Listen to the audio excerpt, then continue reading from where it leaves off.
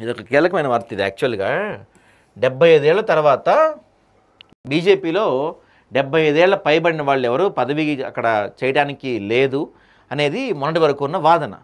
So ఇప్పుడు RSS chief Mohan Bhagwat గారు ఏం చెప్తున్నారంటే అసలు అలాంటిది ఎక్కడా లేదే, మేము ఎప్పుడు చెప్పలేదే అంటున్నారంట.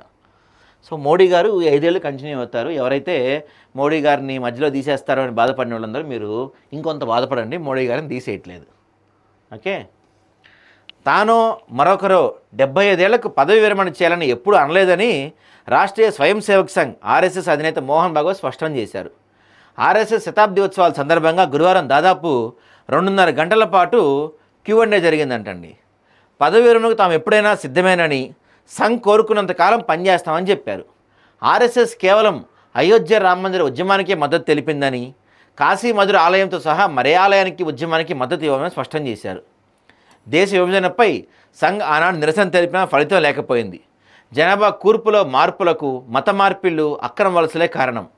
మతాన్ని ఎంచుకునే స్వేచ్ఛ వ్యక్తులకు ఉంది, అయితే ప్రలోభాలు బలవంతాలు ఉండకూడదు. మనం అక్రమ వలసదారులకు ఉద్యోగాలు ఇవ్వకూడదు, ముస్లింలతో సహా మన వారికి మాత్రమే ఇవ్వాలి అని ఆయన అన్నారు.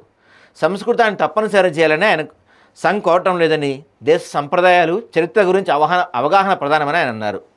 బీజేపీకి సంబంధించిన ప్రతి విషయాన్ని ఆర్ఎస్ఎస్ నిర్ణయిస్తుందన్న భావన పూర్తిగా వాస్తవ విరుద్ధమని ఆయన స్పష్టం చేశారు. ఇక మతపరమైన దాడులను సంఘ్ సమర్థించదు. ఇస్లాం ఉండకూడదన్నది హిందూ ఆలోచన విధానం కాదు. భారత్పై అమెరికా 50% సుంకాల ఆందోళనకరం. అంతర్జాతీయ వాణిజ్యం అవసరమే కానీ ఒత్తిడి కింద మాత్రం స్నేహం సాధ్యం కాదని చెప్పారు.